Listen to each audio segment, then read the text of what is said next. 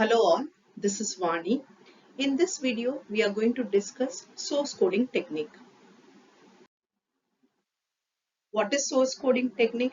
One of the types of source coding technique, which is Shannon-Fano coding technique. And also we are going to discuss the advantages and disadvantages. Now, what is source encoder? The symbols which are generated out of source have to be coded efficiently. So by removing redundancy. So source coder does this operation. It removes redundant information from the symbols. So here comes three kinds of question. What is source encoder? Why to remove redundancy? How to remove redundancy? So I'm going to answer these three questions in the next slides. So first of all, what is source encoding? The representation of data generated from the source of information. That source of information is generating the message bits. They have to be encoded. That process is called as source encoding, and the device which does this process is called as source encoder. Why it is needed? Why the redundant information have to be reduced? Because whatever resources we are using in terms of spectrum, bandwidth, power, time, all are very precious resources. So they cannot be wasted by sending repeated unrelevant information. So whenever there is redundant information available, they can be reduced in order to save power and bandwidth. So the objective of source encoding technique lies here to save power and bandwidth. And the coding the symbol should be done efficiently by using some method. That is what we are going to learn in this video. So the objective of source coding is very clear now, to represent the information as accurately as possible using as few bits as possible. So the number of bits should be minimum in order to save bandwidth and power. This is done by removing the redundancy from the source and also by using variable length code according to the probability of occurrence. So there are two types of coding technique. One is Shannon-Fano coding technique, which is invented by Shannon-Fano, and the other one is Huffman coding technique. In this video, we will learn about Shannon-Fano coding technique. So it is an entropy encoding technique for lossless data compression. Means it is based on entropy, average information content method. It assigns a code to each symbol based on their probabilities of occurrence. Also, it is a variable length encoding scheme. So it is obeying all the rules specified by source encoding technique. What is the procedure? How to apply Shannon-Fano code? So out of given symbols, first we have to list all the source symbols in order of decreasing probability. Then we have to split the entire table, entire list into two parts that are as close to equiprobable as possible. Then assign value 1 to the upper part and 0 to the lower part. This step may vary. We can assign 0 to the upper part and 1 to the lower part. Then we have to repeat steps 3 and 4 for each part until further partitioning is not possible. So these statements can be better understood by solving an example. Let us construct Shannon code for the following case. The symbols are given by S1, S2, S3, S4, S5. 5 symbols are given with probabilities 0.4, 0.2, 0.2, 0.1, 0.1.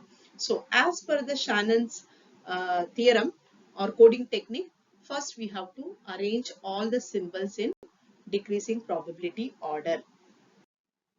So this is the first step where we have arranged all the symbols in terms of decreasing probability order 0.4, 0.2 and 0.1. Two events are having equal probability 0.2. Again S4 and S5 are having equal probability 0.1. Okay. Now, as per the second step, we have to divide the list into two parts.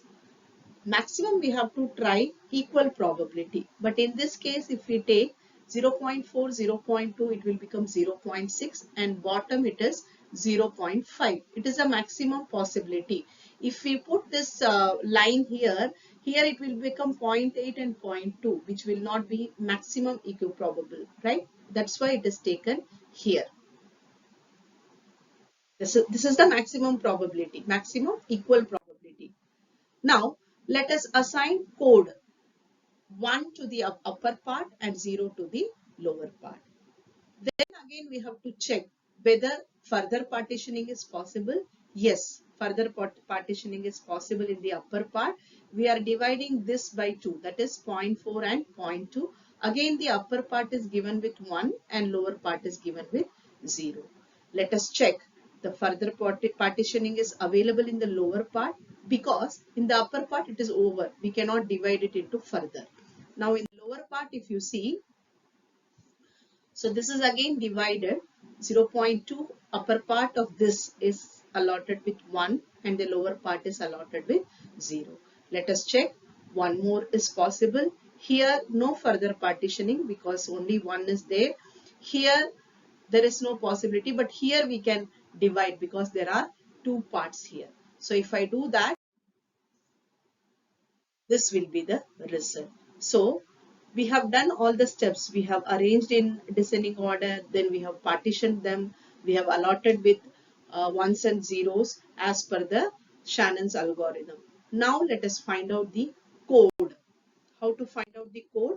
If you see here, the first code is in this line. Let us travel in the same way how we have partitioned. So here it is 1 1. So the code for S1 is 1 1. Okay. Now, similarly, if I travel in this direction, the code for S2 is 1 0. From the table itself, it is clear. Now, if I further travel for S3, the code is nothing but 0 1. Similarly, for S4, the code is 0 0 1. And finally, for S5, the code is 0 0 0.